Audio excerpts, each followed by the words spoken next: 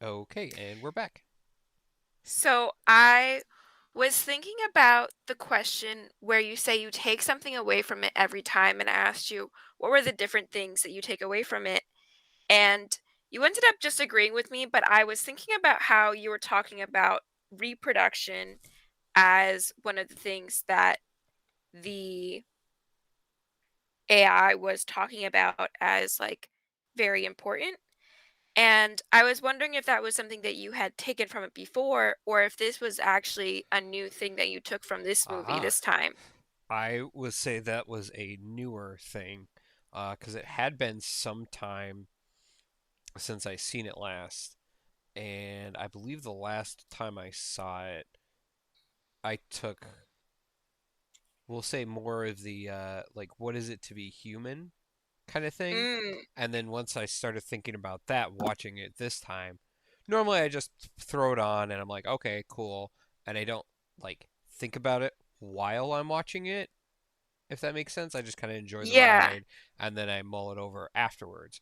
This, as we were watching it, I was kind of thinking about things as I was watching it, and then I thought about that, and then the his comment of the reproduction, kind of like he wanted to evolve and reproduce essentially, and I was like, wow, that's a very um, human, animal, whatever you want to call it, thing Yeah, it to is a do. very human desire to to create something more than yourself. And I Yeah. just felt like you had 2 sons and you have like a new I mean, he's not a new baby anymore, but He's a it's year and a half. He's still pretty yeah, little. it's very young and new, and so I just felt like, "Oh, this must have been really relevant to Eric's life," and he brought it up, and I you ended up agreeing with me, and I'm like, "Oh, like, this was actually what Eric took from it," and I don't know, I just that was my question. I wanted to delve more into that because I didn't want what I took away from the movie to overpower what you took away from the movie. Well, it's like a culmination of a lot of different things, right? Well, I just think that you're very agreeable and you could see my perspective, but I don't disagree with your perspective. And I wanted to hear more about your thoughts on the reproduction and how that impacted you, why you think it impacted you like this now, like because it was this time in your life. Like more about that. I wanted to hear more about it. Okay. All right. So, like I said, what I like I said, I really like the film because you watch it and you pull different things. And before it was definitely all right, let's say like I'll go through the years of what I took away. So when I first watched it, I would say when I was a lot younger, it was kind of more just, oh, this is a really cool science fiction, anime with action and, you know, good, I guess, violence. If that makes sense. Hmm. Compelling action. And I didn't really think of what the actual plot was. I feel like I do that a lot with movies where I just kind of take it at face value and I don't really You think just about. enjoy the ride, kind of like a being on a roller Yeah. coaster, right? Yeah, I enjoy the show, the spectacle, you could say, of it. Um and then later, you pick up on things. So it's like, okay, rewatching it for maybe a second or third time, you pick up oh, okay, so this is kind of talking about what is it to be human, you know, these people are very cybernetic. Basically, no human is parts are left except for their brain. Their brain is literally controlling a robot, if you want to think about it like that. Hmm. So then it helps that I've seen the series too, because the series goes a lot more More in into, depth into yeah, the like nuances of it or it, the it's a lot more. lore. It's not as subtle in some ways.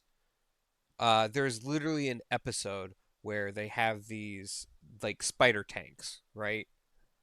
You saw Mhm. one at the end of the episode. They're smaller. Like Oh, yeah. these, the ones in the show are smaller, but they're still like a toned down version of that thing. Mhm. And they have artificial intelligence basically installed in them. And they're kind of like the comic relief to some extent.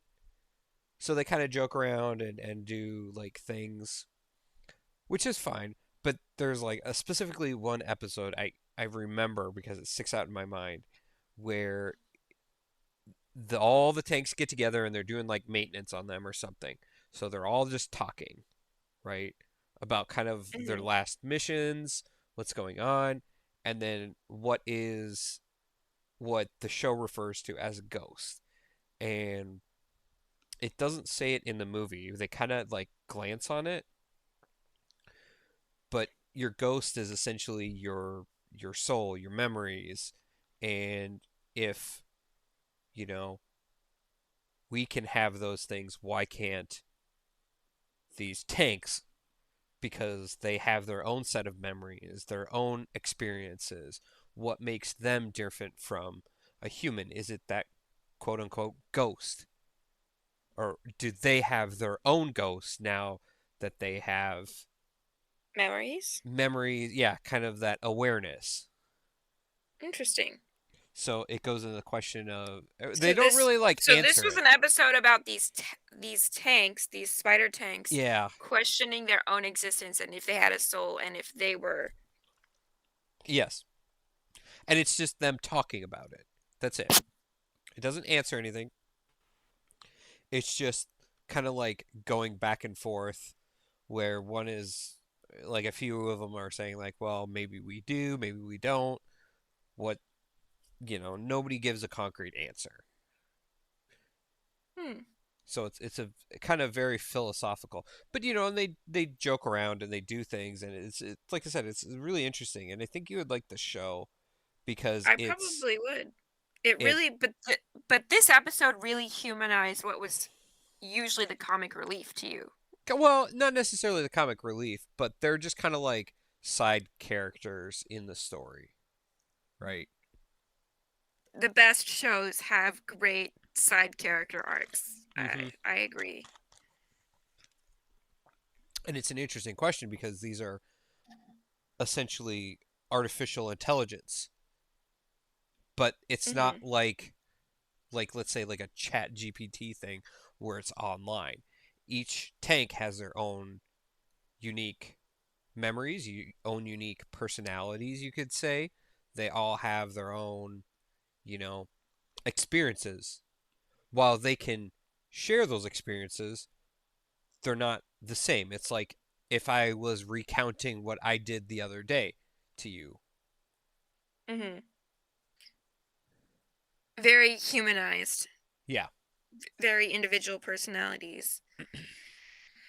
And that's like I said, it's a really interesting, take on the whole science fiction genre and like I said, cyberpunk kind of aesthetic. When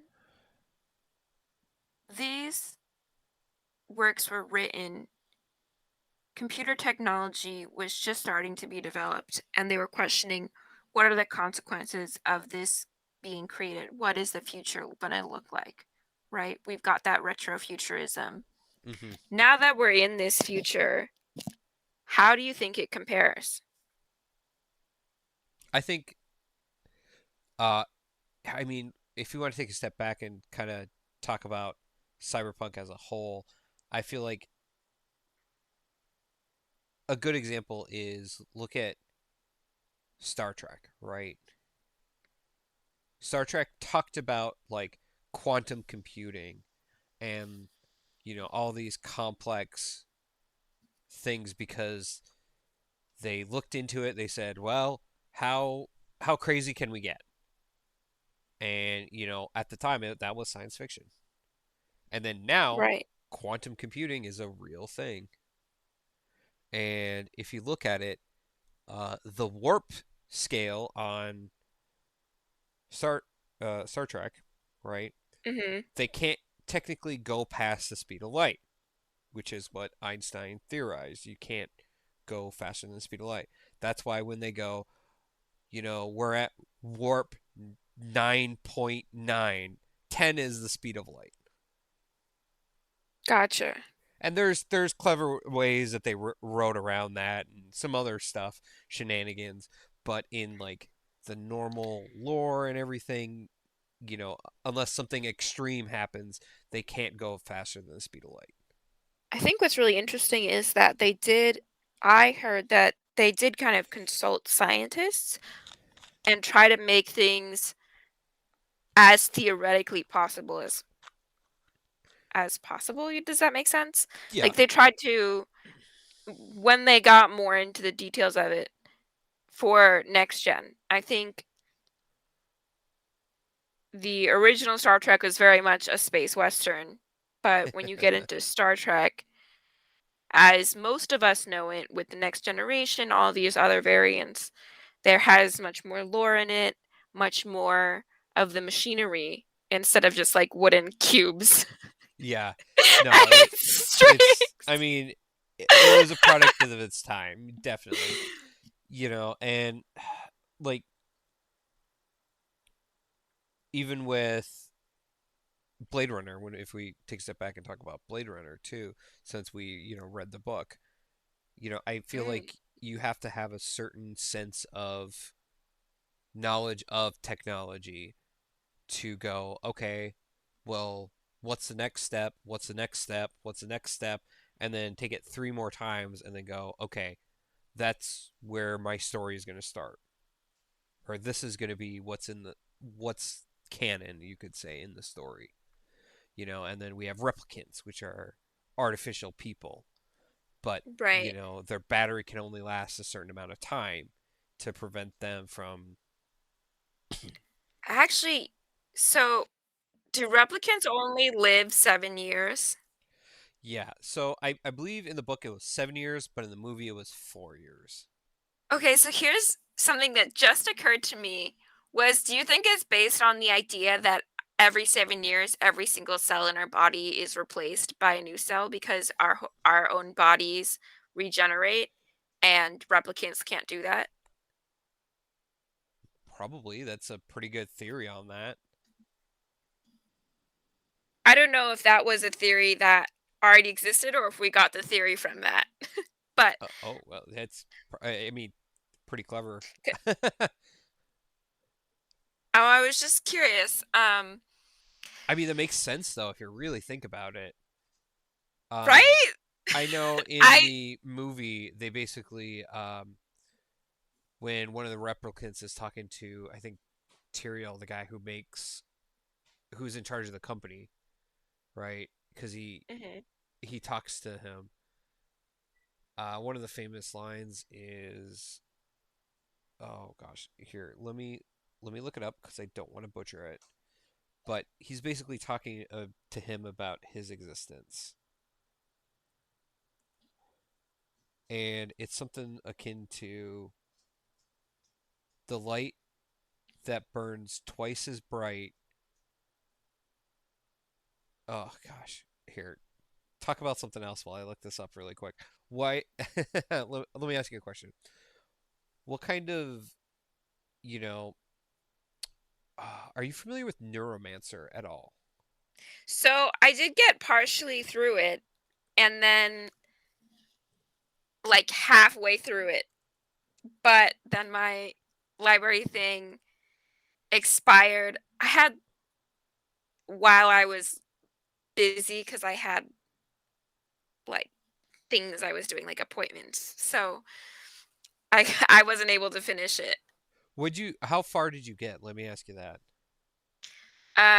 He's captured by like some government, and I think the AI is like breaking him out. Okay, so circling back, the quote I wanted to give you was the light that burns twice as bright burns half as long. Mm, So he's saying because you live a shorter life, you're going to live a fuller life, if that makes sense. Well, Or that's what the idea is for the short lifespan, too. mm, you know, I can see why they say that, but I don't necessarily agree. I think that it's more for control. It is, but the point he's trying to make, he's kind of consoling him because his It's just, it does sound like consolation. That's for sure. but the It's, fact I that, feel like like, it's one of those little lies we tell ourselves. well, I mean, Like if when you think good, about it, like when people die young, we're like, oh, they were so bright, so great. But everybody's so bright when they're young, you know? well, here's the thing though. If you know your time is up at this point, are you gonna sit on the couch and goof off, or are you gonna go and do something? Go do that project you want to do. Go travel, because why the hell not? You only have a certain amount of time. We only have like 50 years of being able to move, and people waste time all the time. Well, But yeah, I but do okay, like agree. four I years is do a lot agree. less than 50 But I years. do agree that a finite existence is a motivation. Yeah. So I think that's the point he's trying to get across. Was that you don't waste any time. Yeah, is you know because there's conversations where it's like I've seen the rings of Saturn, I've seen blah blah blah blah blah. I've seen beautiful things, and it's all gonna go when I basically expire. All those I things don't I've seen. remember that. Oh, that's in the movie. It's in the movie. Oh, I see. Okay. I haven't Maybe seen the maybe we'll movie have to watch the recently. movie next go around like we did with the Ghost in the Shell. Yeah. The original Blade Runner. Yes, it is. I feel a classic. My It wife is it is a disagrees with me classic. and does not like it, which I don't know What? why she does not like it. Even my mom likes Blade Runner. I'm pretty sure I watched Blade Runner in class. Really? Yeah, I went to like a cool high school, so Huh, um fair enough. we like, discussed it and blah blah blah themes, stuff like that. I don't know. Um, I'm trying to think of other just so Neuromancer. What was your take on Neuromancer? I know it's a little dense, and I believe it's like 3 books. Oh god, is it really 3 books? Okay. Yeah. When I didn't even get all the way through the first one. It was like part of I it was interesting. I just like couldn't get attached to any of the characters. Like I I feel like this they really make all these characters like degenerates in like such a weird way. Does so that make sense? yeah. So It's like Neuromancer is like considered the original Cyberpunk. Another really good one is I believe it's called Snow Crash. Yes. Okay. Snow Crash. Um, I'm sure you haven't heard of this one.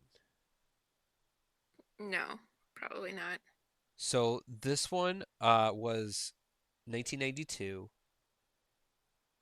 It is set in Los Angeles in the 21st century, and basically corporations have taken over everything.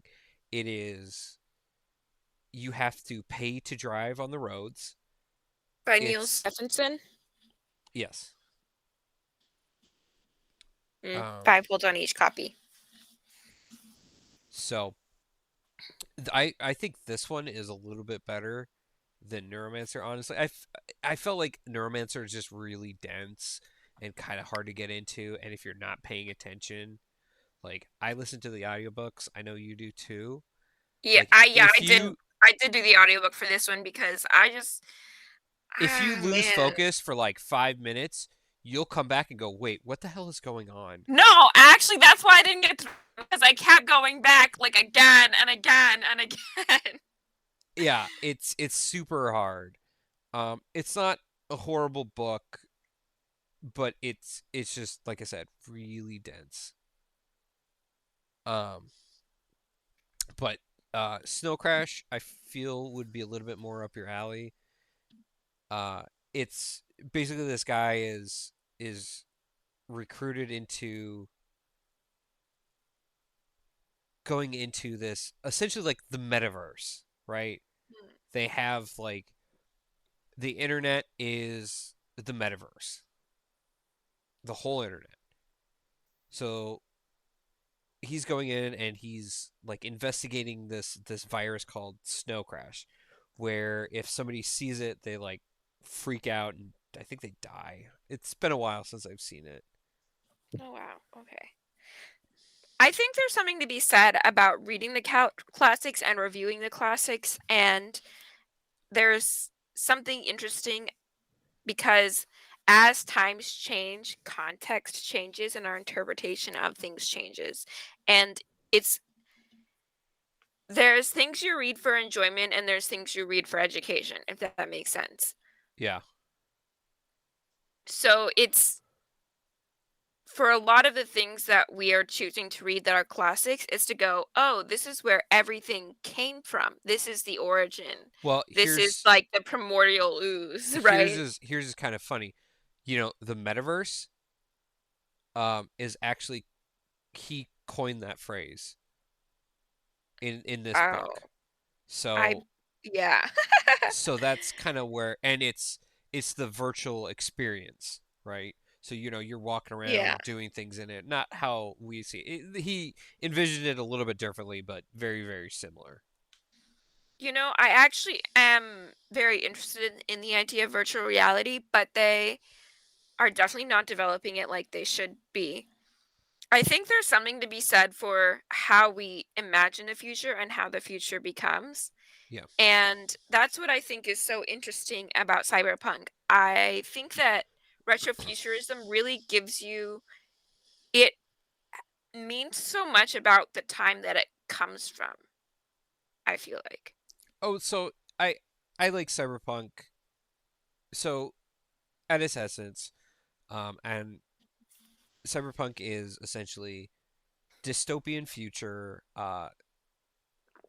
set with how should I explain this? I'm gonna kind of take some of this off Wikipedia just so it's a little bit easier for me to do this. Uh, they classify it as a combination of low life and high tech. Mm, because it's got some of that grunge Yeah. ideology. So it's like This a dystopian future, but it's not like, you know, Mad Max where we're all fighting each other, where there's still society, but it's a societal collapse is kind of more like societal decay, where, technology is so prevalent, even the poorest of poor person can have like an augmented arm. See, this is actually a great transition to the Cyborg Manifesto because she talks about using cyber this cyberpunk imagery to discuss problems of like what was going on at the time in the 80s. And when I think about cyberpunk, there to me, cyberpunk is a marginalized identity. It is not they are not fully human, they are not considered humans in a lot of them. Oh yeah. They are on the outskirts of society, they are often locked out of the main system for one reason or another. At least the stories that are being told, because the stories that are being told, for example, in Scythe, those characters are not necessarily locked out of society, but they have these nanobots in their bodies, and they're all technically some sort of cyborgs. But that's not cyberpunk. That's a different type of futurism, Well, I okay. feel. So yeah, that falls kind of more in the how should I explain this? That's more like a utopian society. Even though, if we're talking about Scythe, uh, the book series.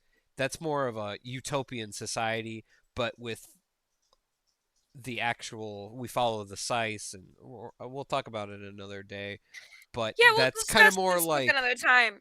But I was comparing these two books on what it is versus what it is. So, like, what it is not. And so, cyborgs are a composite identity.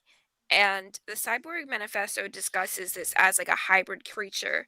We are becoming hybrid with machines. Our society, we cannot live without machines anymore. It is so yeah, important to it's us. so entrenched in what we do. It's pretty ridiculous. Um, And I think that what's really interesting is when the author of the Cyborg Manifesto mentions a composite creature, I had never made that connection because a composite creature, we have been fascinated with them since the beginning of time. Like, we have mermaids, we have all this, like, we have mythology of half and half creatures. You know what I mean? I'm sure you can have some examples. chimeras, so like chimeras. Yes. And so she mentions all of these things as a like reckoning of how we should be changing our identity. We should be changing our conception of what humankind is. We are starting to understand that humankind are just a form of animal, but we are merging with machines kind of. Currently it's just intellectually, but in cyborgs in cyberpunk it's literally. Well, here's a question for you. Do you leave your phone outside of arm distance usually? No, personally, not anymore. And I'm sure everybody, pretty much is the same. They keep it close or near them. I mean, it's only a matter of time before stuff like that gets integrated into, your body or something, right? It's only a matter of time before technology gets to that point where, I mean, consider the you Apple can, Watch, right? That's the next step, the Apple yeah. Watch. Actually, there's quite a few different technologies that have implants. You have the diabetic implant where they have like a little thing and it monitors your blood sugar. It is a little insert. There's all kinds of different things, but all of those are disability related. Well, so something, that I like about cyberpunk too, and this kind of just generalization, it's usually cyberpunk is the underside of society, Yes. and where, let's say, your Star Treks and everything, they focus on not necessarily like the high end of society, but there's no problems, There's everything more is great. idealistic, It's and cyberpunk is more dystopian, and in that way it's more relatable. so it's like cyberpunk, or let's say traditional science fiction up to that point was very like, oh, everything is awesome, you know, we all have things figured out. Everybody in society is great and fantastic. Where cyberpunk is kind of a subgenre. They went, what if everything is not awesome? If society is on the verge of collapse, but it just hasn't, if that makes sense. Yes, I think It's that's a great point about what's so interesting about this particular genre. It really does have something special in it. Did you ever end up seeing the new Guardians of the Galaxy, by the way? I have not. I just think that you would enjoy it. It has cyborgs in it. I've been meaning to, uh, but we went and saw Oppenheimer in the 70 millimeter giant theater instead, so we opted for that. Nice. Good for you. So, should we do an intro? It's a little late for intro. We're at It's very true. This is just a mini episode. We'll call it that. Our mini episode discussing the topic of cyberpunk Yeah, just kind of and all expanding the on books it. that we've read on this series. I I've enjoyed this cyberpunk month. I think it's been really interesting. Well, it I kind think of is a broad topic, but with like specialization in one thing, if that makes sense. it's true. I do feel like with Blade Runner and Neuromancer and Do Androids Dream of Electric Sheep. Sorry, that's Blade Runner. That's the same thing.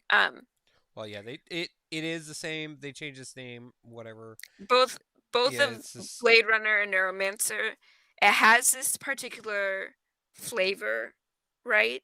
And Mhm. that's why I really appreciated Ghost in this show because it had um a slightly different cultural perspective and it had a female main character versus Neuromancer and Android's Dream of Electric Sheep had a very distinctive white male flavor and the way that the female characters are in those was just it leaves a bit of a sour taste in my mouth and so it's it's there are so many things in that genre but to have those as the classics it does make it a little bit hard because there is so much more in it.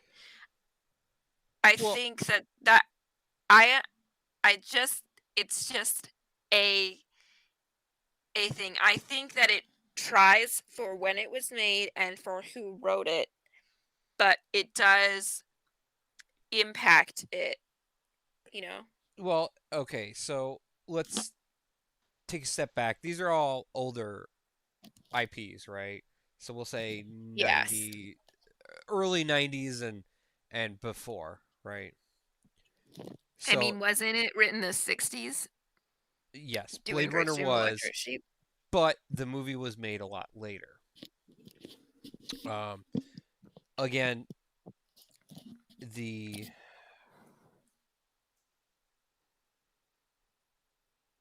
what was I saying? Well, like, okay, so let's take a step back and look at some of the newer stuff. So the newer cyberpunk stuff. Um, have you heard of the movie Dread, Upgrade, or I'm sure you've seen The Matrix, right? I have seen The Matrix. Who hasn't seen The Matrix? I've heard of Dread, maybe, but I have not seen it. Um, or Alita Battle Angel. That's another kind of. Oh shit, I did see that one, I think. I thought that one was more Android focused. Well, so it's complicated because it's based off of a manga, based off or okay. So it was a manga. Mhm. Then they adapted it into like they're called OVAs, so a few episodes. It's basically a short movie or a movie Right. length, but just chopped up. Um, and then they made it into a live action movie, and they did a great job of it. I think it's a great movie. I think everybody should see it. And I think last I heard they were talking about making a second one. Um, but it's one of those things where Robert Rodriguez appreciated the IP and wanted to make a movie that worked. Mhm.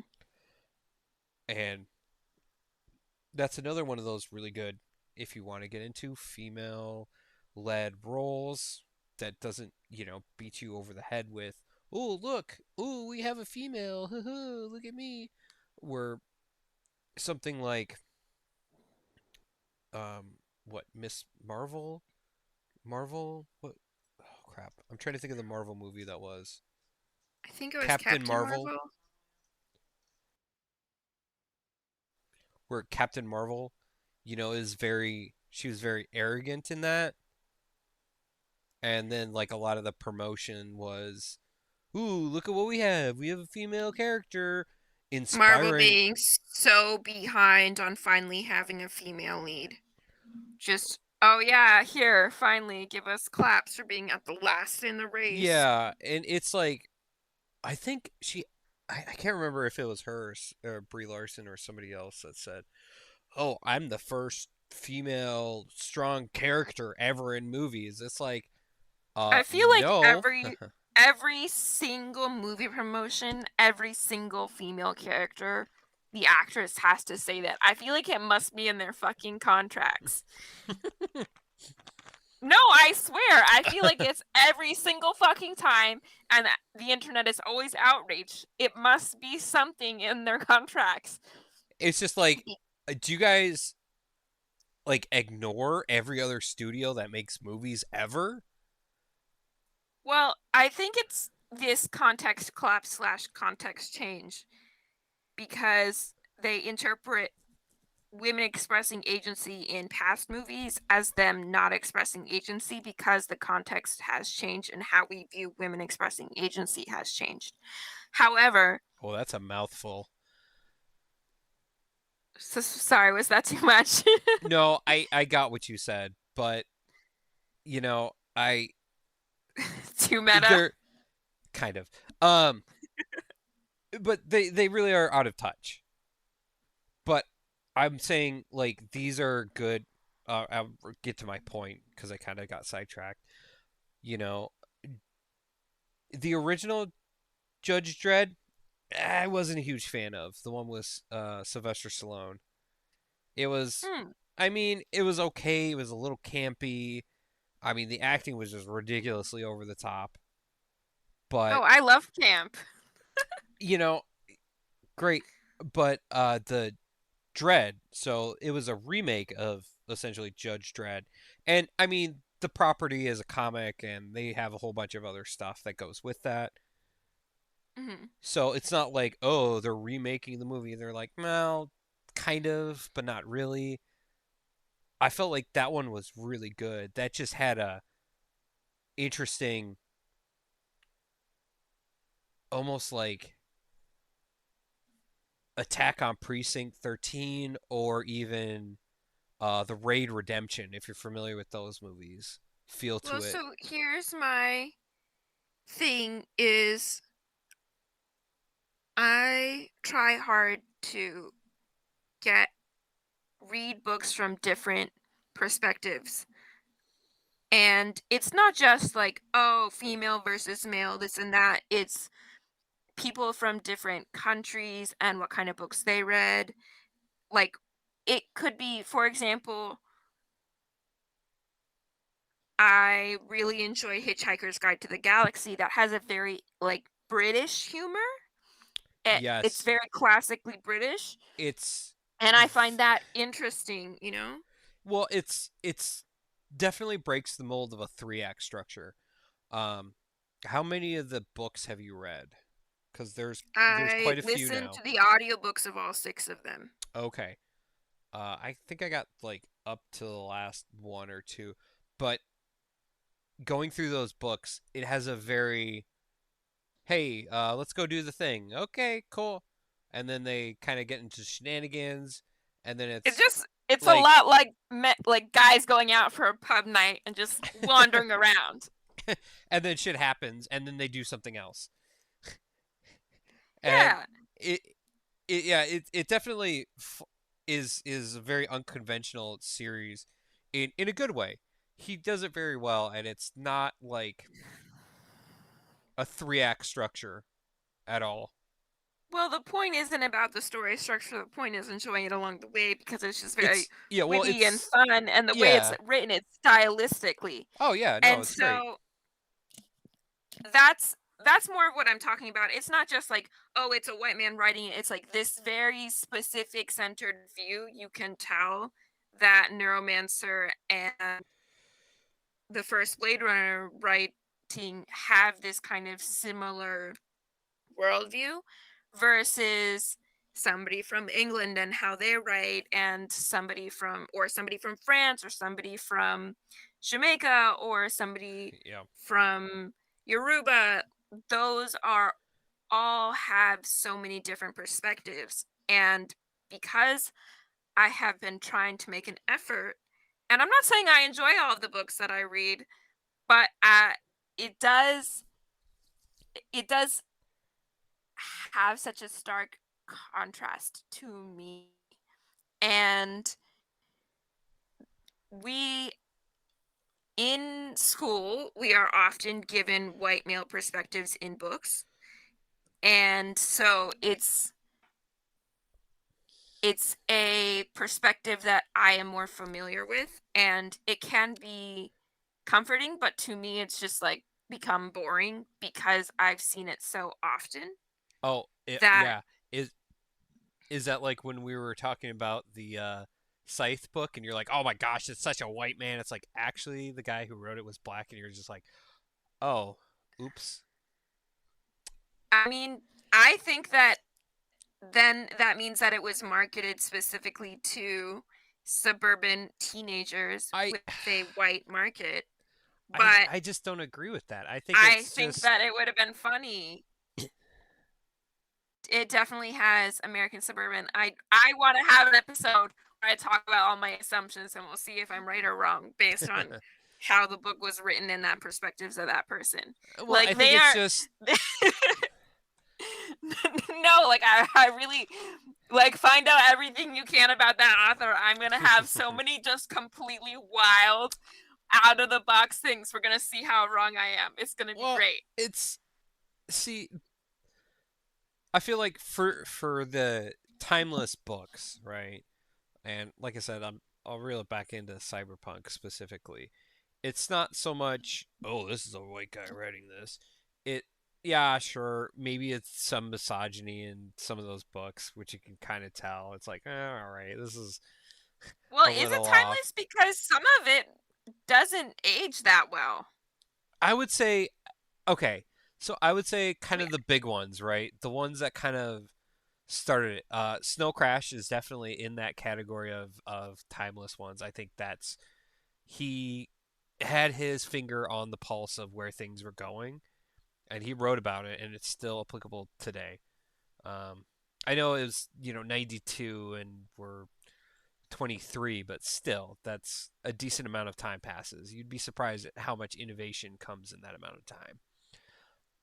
I think, we have had exponential technological growth yeah, in that last 30 years. I think the classics, like, well, I'll talk about movies here. You look at The Matrix. That's going to be go down in history as a timeless. It already is considered a classic. Hmm. Blade Runner. It's still good and applicable today. It's a because it's well shot, well written. You know, um, Ghost in the Shell. We just watched it. I still feel Definitely it classic. applies. Well, have you ever read or listened to Ursula Le Guin's The Dispossessed? Not familiar with that one. Oh, that was considered a classic. So another good movie that's still hounded as a classic was is Akira. I don't know if you've ever seen that I movie. feel like I've heard of it. I keep actually wanting to call The Ghost in the Shell Akira. So,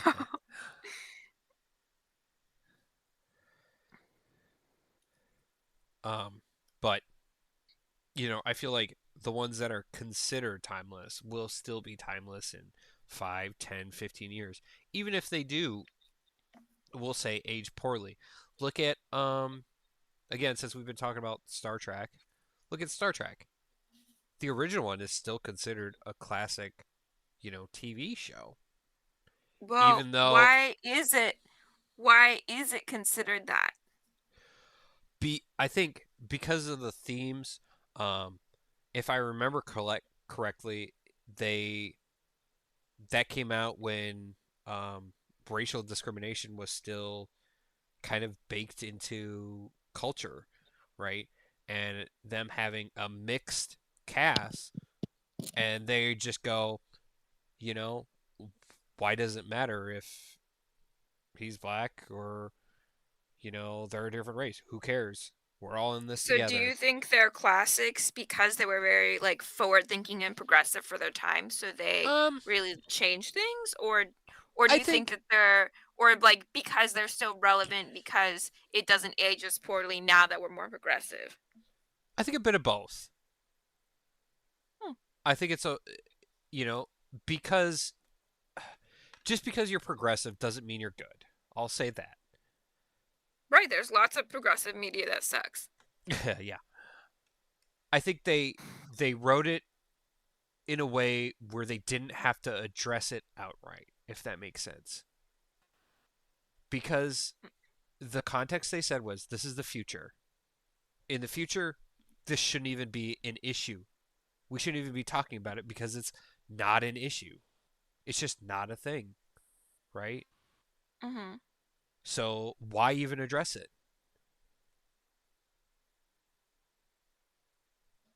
But If they that yes. Well, they didn't address it in the dialogue, but they in most of the episodes. Ha have you watched the original series?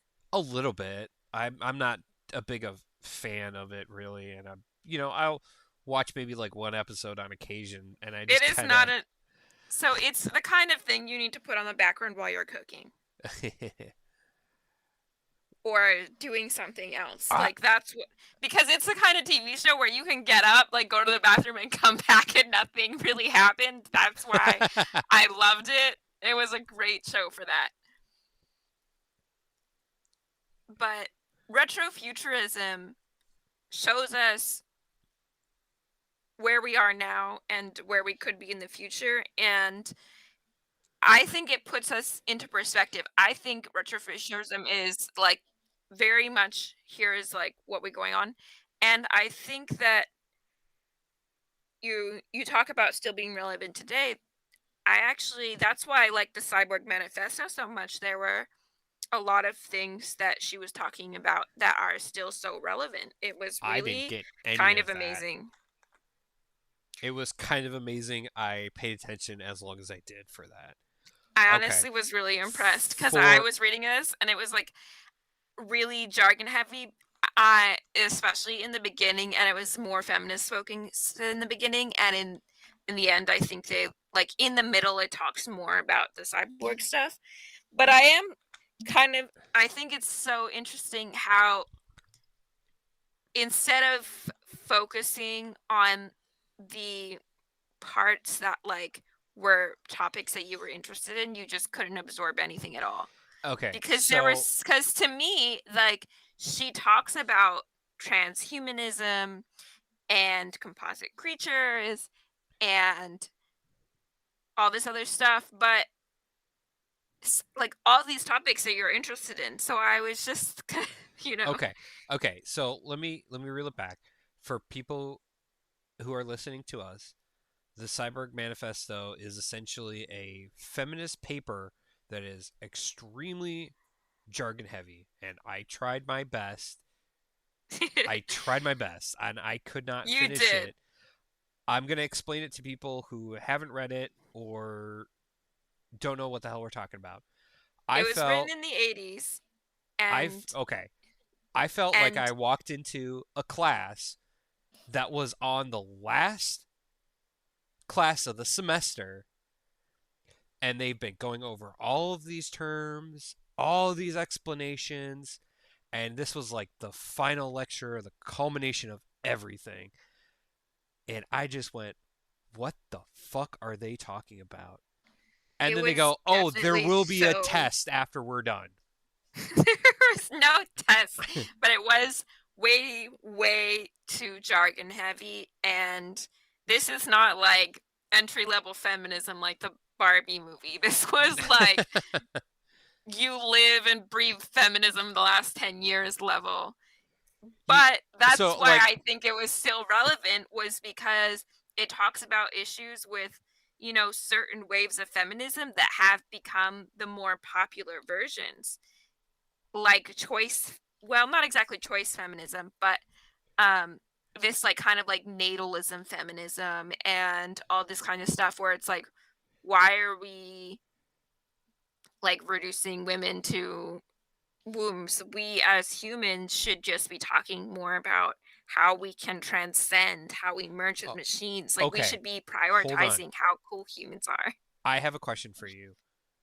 Yeah. What do you think about recent trends? We'll say recent trends because I know it's not everywhere, where they're basically boiling down women to, oh, they're the birth person, they're the milk giver, they're the um Oh, using gender neutral language for things like that? they're Well, for chest example, feeding.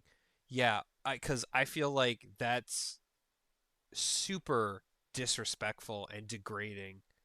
Yeah, ooh, we're trying to be inclusive, but in doing so, you just alienated what it is to be a woman. I want to does it get your take. alienate me? Am I a birth giver? Am I breastfeeding anybody? Am I a chest feeder? No, because I haven't given birth. I think it's to be more specific about who, because it's not about being a woman, is not about giving birth.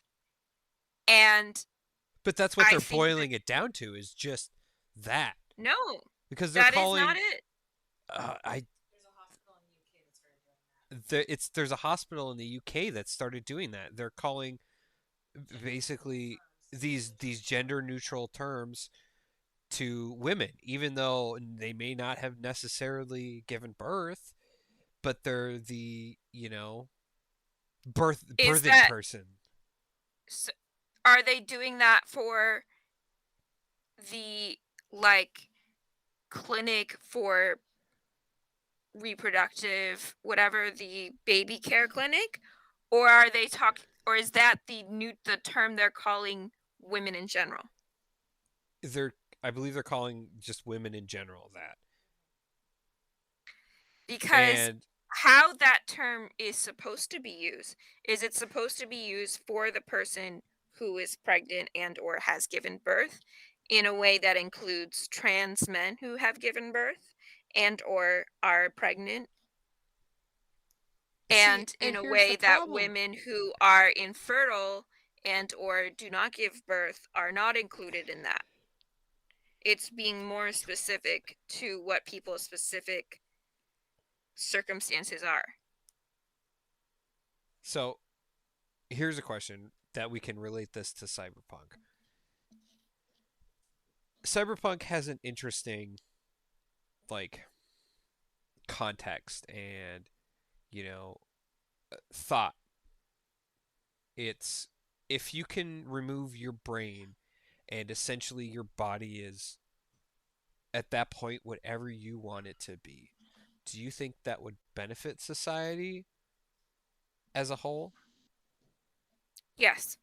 I'm 100% in changing your body to be what you want it to be. Is Even that though not, you would personally not do that? Would you? Okay, I so absolutely would do that. I change my body all the time. No, to me, right? I could accept what I have been given, or I could go to the doctor and try to get better, right? yes. By choosing to take medication, I am fighting nature. To me, I am not accepting my body for what it is. All right, that just sounds like a very holistic way of thinking because if you're sick and you take medications to get better, isn't that benefiting you? And I don't see changing your body to any different. I see it, to me, it is all the same. If I wear a corset because otherwise my ribs pop out of the place and somebody else wears a corset because they like the shape, all the same. No matter what people's reasons, the outcome, whatever, it doesn't, to me, it's all the same. To me, we are all humans. And I honestly, I even though I present as extremely feminine and I enjoy being feminine and I have some of the more feminine interests, to me, I am very like gender neutral in how I view things. I had a guy friend say, to me, a man is somebody who takes responsibility for things who are not his fault. And I was like, this is a good thing to live by. A good person is somebody who takes responsibility for things that are not their fault. It's Uh, because to me, it's not about like masculinity or femininity. It's about like what resonates with you. so it's more an individual. Yeah. Like if somebody says, "Oh yeah, wearing heels is masculine to me," like Ugh, snap, snap. gross. Okay, but wearing heels used to be masculine. It used to be something only horse riding noble men could do. I mean, at that point, you could also say pink used to be masculine because that was the Yeah, color, and then actually. somehow they swapped it along the way. Putting pants on children used to be considered sexualizing children. Like the context has changed, but to me, like I honestly think it's so fascinating. But anyways, so but I mean, you said you were all for body modification, right? Yeah, like How like is I that said, any different? I didn't say it was. Like I said, I Okay, so have the you do very think it is. I have the very libertarian view on things. Like, look, do what you want to do. I don't care. Once you start forcing me to do stuff that you want to do, I have a problem with. That's where I draw the line. What are you forced to do? So, Are you being forced on like estrogen pills or something? okay. So look, if you want to commit and you want to get your bottom surgery to whatever it is, fine. I feel like, how should I explain this? I think Cyberpunk is interesting in its own right because let's do like a hypothetical, right? We're in Hmm. the future, right? You can go into a clinic. Hey, let me get a drink of water really quick.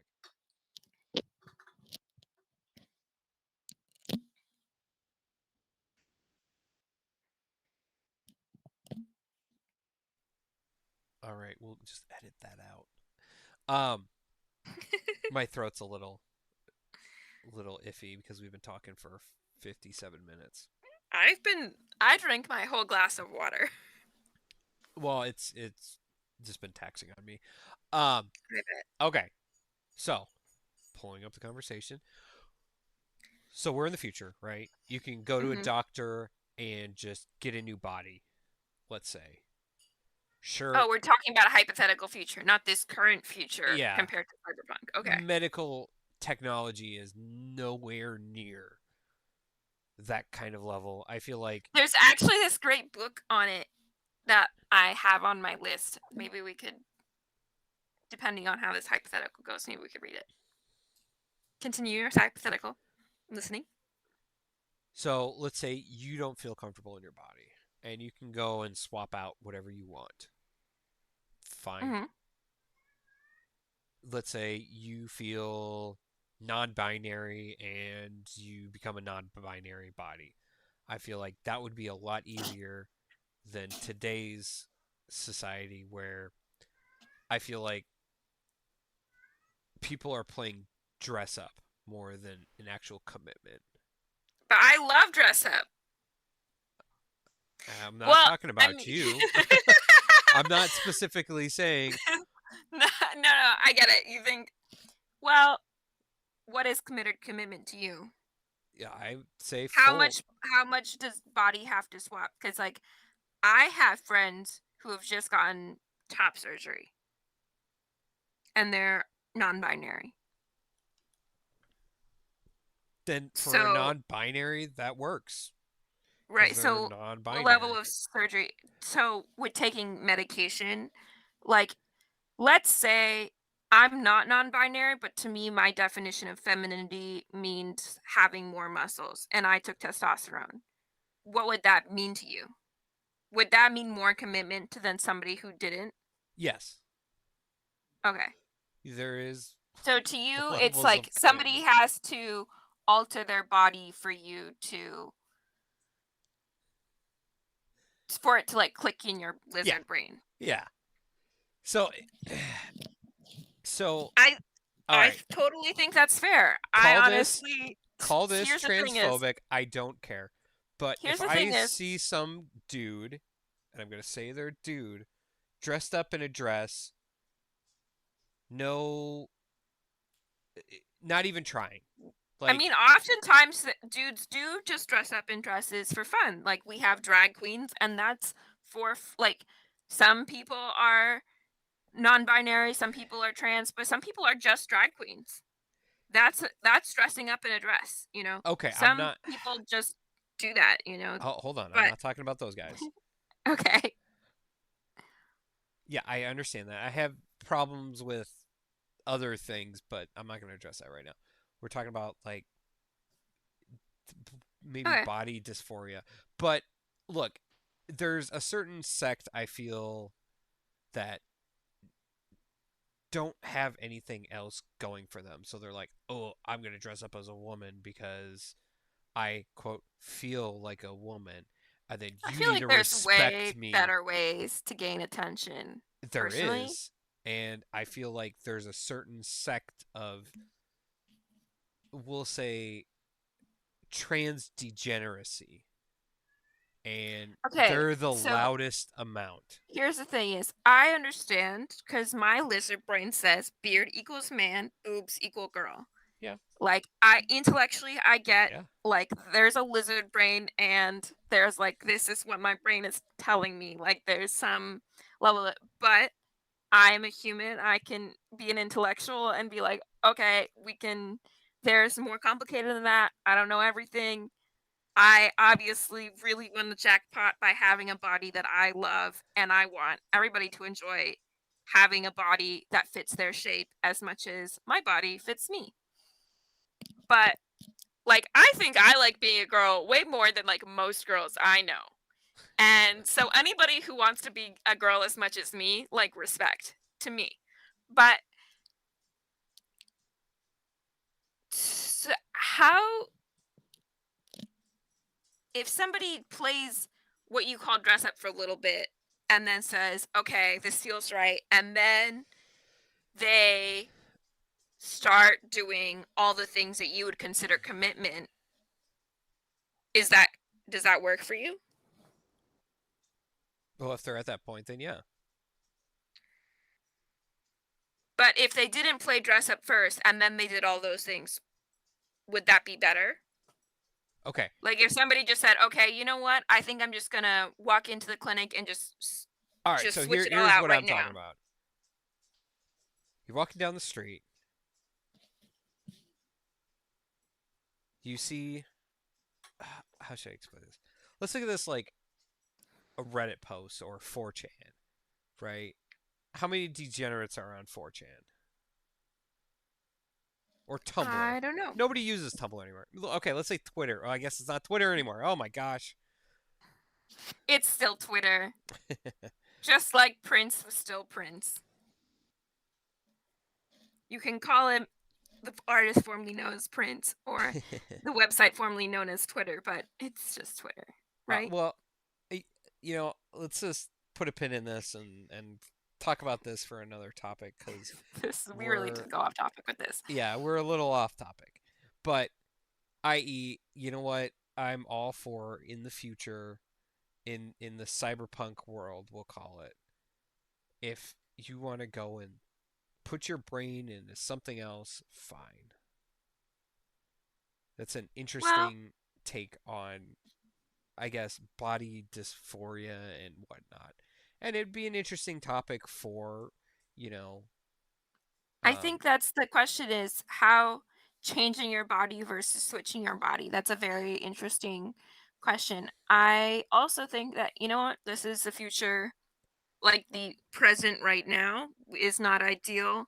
and so people are working with the options they have.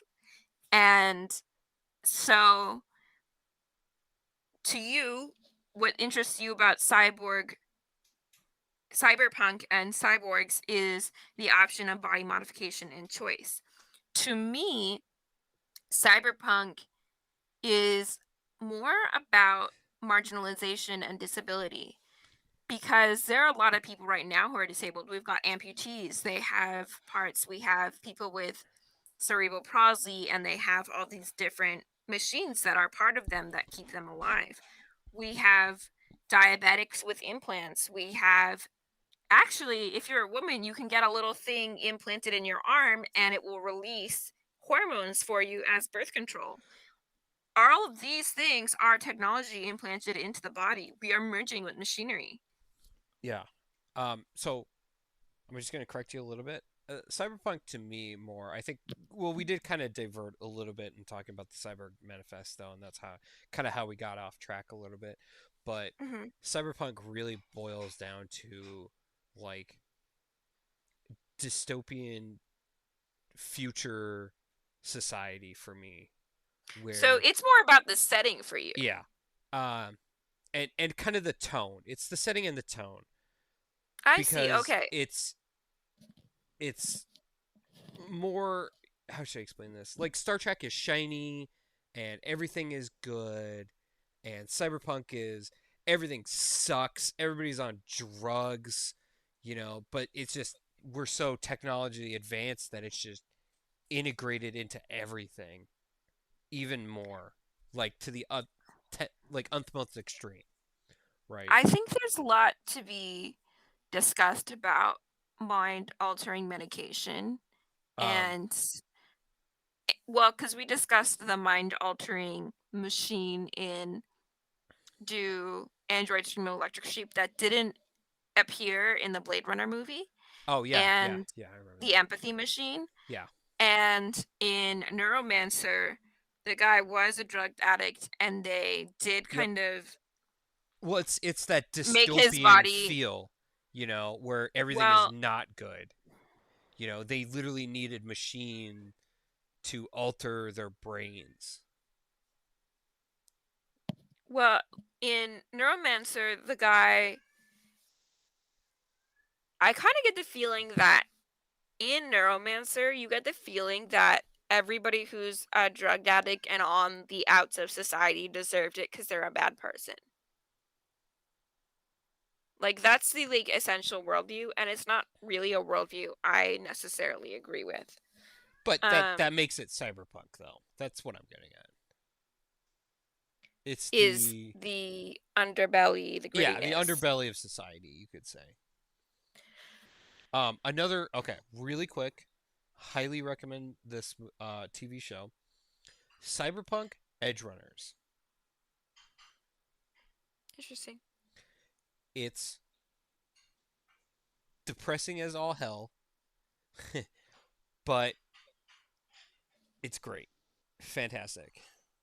So I think that if you really enjoy like the dystopian setting, Ursula Le Guin's The Dispossessed is considered like the optimum classic of this genre. Like, hers is one of the like classics. So if you wanted to like read more dystopian, that's it. But I don't know. I All think right. that I don't know. All right. So we covered a lot of topics today. We did. Um, I think we'll stop there for now. That sounds good. I